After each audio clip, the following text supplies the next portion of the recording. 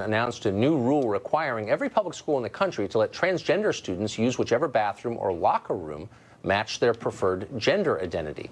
Well, yesterday, the Trump administration retracted that rule, saying that bathroom policies like these are state issues and shouldn't be set by the decrees of 1600 Pennsylvania Avenue. Zach Pecanis is a senior advisor to the DNC and helms their Trump war room. This morning on Twitter, he called President Trump a monster for reverting to the policy in place just 1 year ago. He joins us now. Zach, thanks for coming on. Thanks for having me. So, I mean, I think there are two sides to every debate, including this one. What I was so struck by was your tweet where you, and I'm reading it now, I woke up feeling so sick to my stomach about the Trump White House's attacks on vulnerable LGBT kids. These people are monsters.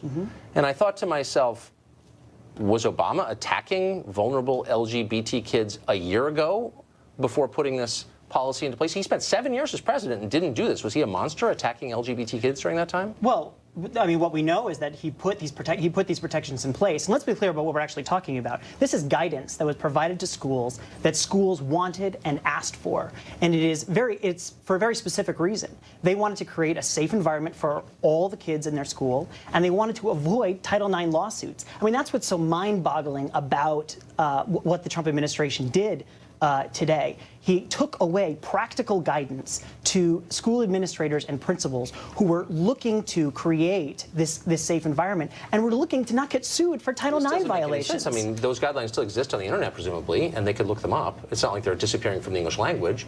And so I still am waiting for the answer to my question, though. It took the Obama people 7 years to do this.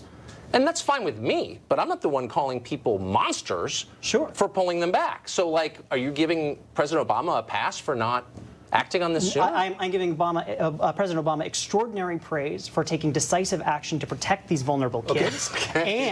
And I am saying that Donald Trump is not only a monster, but he's a coward. We're talking about somebody who is so emasculated by Vladimir Putin that he has to come. All right, I'm going to have to stop you there because now we're getting off in a crazy world. That he has to come back and pick on vulnerable kids. These kids are the most vulnerable children in the country. Slow down, Zach. Let's get to the core of the issue. Do you mind? Look, I get that I'm never going to get you to say that Obama should have done early. That's fine. Let's move from the politics to the science, because this policy has implications that go far beyond bathrooms and locker rooms.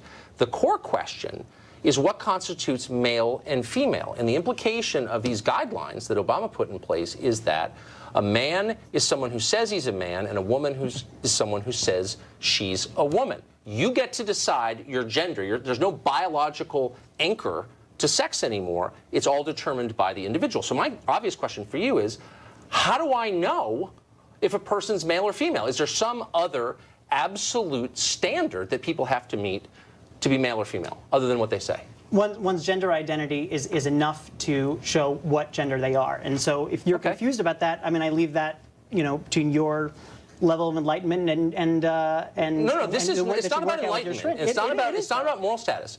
This is a real question because there are all kinds of institutions in American life that function on a sex-segregated basis. Women's college, sports, both professional and amateur, prisons. And so you're telling me that I can play on a women's sports team when I say I'm a woman. What we are saying is that in this guidance with public schools, which and the vulnerable kids that are there, that there are specific guidelines that these teachers and these supervisors and these principals asked for in how to create safe. But now you're going back to the first question. You just said a second ago that that is what we're talking about. No, let me take you back 3 sentences. When you said gender identity is determined by the person who possesses it. That's almost exactly what you said. Correct. And I'm saying there are massive implications of this that everyone is either too dumb or too embarrassed to explore, but let's do so now. If your sex is what you say it is, then what prevents me from playing on a women's field hockey team? What prevents me from getting convicted of a felony and demanding to go to a women's prison? And it's a real question. It's not a real question. Why is it not a real question? It's not a real question because it is pretty absurd, and there are no other examples. Because why? Because there are no examples of this. What do you mean?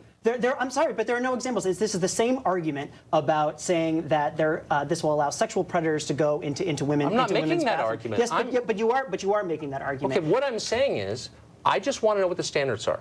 I'm not actually making any claims. I'm merely asking a question, and I want you to answer. Yes, the standards are Is there a scientific standard? Because when you deal with questions of biology, that is a species of science. So what's the scientific standard? I'm a scientist. I want to know if you're a man or a woman. How do I find out? Look, these are discussions that I encourage you to have with someone who is transgender, and they can come and talk to you about. I don't need that to speak to a trans. I can speak to you because you think about the stuff for a living. So it's a very simple question. Yes. I want to know if you're a man or a woman. I'm a scientist. How do I find out? Your gender identity determines your gender, period. Okay. So should someone who looks like me, I look like a man, you think I was a man, I say I'm a woman, and I demand to play in a women's sports team, I demand to go to women's college, I demand a small business administration loan for women-owned businesses. That's a real thing. That's a billion-dollar question, for real. Can you turn me down if I say I'm a woman? The question that is on the table right now is about Title IX. Let's not and about guidance. No, but you want to go off on Title IX applies. It's not a tangent. Title IX applies and was created around the question of women's sports. So, as a apparent man, if I say I'm a woman, is that enough? Do I meet the standard as a woman to play in a women's sports team? That goes right to Title IX. Don't dodge the question. I'm not dodging the question. This is something the Supreme Court is looking at next month. And yes, the answer is absolutely yes. Okay. Gender identity determines one's gender. Let me ask you period. this. And this is a matter of civil rights. Is there science behind this? Because I know that I'm often getting science. Really, absolutely science. I want you to name a single scientist, just one, who says you can determine your own sex just by saying so. Can you name one scientist who says that? I'd be happy to send you many after. A scientist who said you can determine your own sex. An actual scientist, like someone who went to college. Listen, are you serious? You clearly have some issues around this. It's not an issue at all. I have questions that you can't answer. And you're instead throwing things like you're not enlightened. I'm asking you a sincere question. What's the science behind this? And you're deflecting. Why? I'm simply not deflecting. This is a matter of settled science, and it is something. What's the science exactly? That you are what you say you are? Could I change my race too? And don't dodge that question. That's a real question. No, you cannot. Why? Change Why your race. can't I change my race, but I can change my sex? What's the difference? It is not about changing. It is not about changing. But why this isn't is about it? inherently who people are. Really? What if I say I'm inherently of another race? Who are you to say I'm not? I mean, again, you're getting into these silly hypotheticals. It's not silly at all. 2 years ago, nobody thought you could choose your own sex. And you're saying it's settled science. One that is simply not true. We have had transgender protections in this country but for decades. But you haven't explained what transgender decades. is. You're just saying it's whatever we say it is. Look, you want to go into this in this right-wing pseudoscience. It's not right-wing at all. It is. It absolutely It's pseudoscience, right? You name. I will give you $1,000 if you can find any scientist, like an actual biologist, at an accredited American college willing to come on this show and say, here's the science, here's the state of play of biology 2017, name your sex, and that's what it is? I don't understand. You can't. There's no science. Why you won't answer the question I'll answer about why. any question always. Excellent. Why shouldn't schools who are asking for it get guidance on how to create safe environments for all their kids? I would say that guidance exists. It floats on the internet, and if it's merely guidance, then the federal government needs no more to do with it. They could say, here's our guidance. You're undermining your own argument, which was weak to begin with. If it is as simple as that, then why do you care so much? Okay. Unfortunately, we're out of time. I'm actually enjoying this, but I want you to produce the scientist, just one. Let's make it Harvard, and I'll give you $1,000. And I'm not attacking anybody. I'm just asking the question. Anyway, we're out of time. Zach, it was great to see you. Up next, a former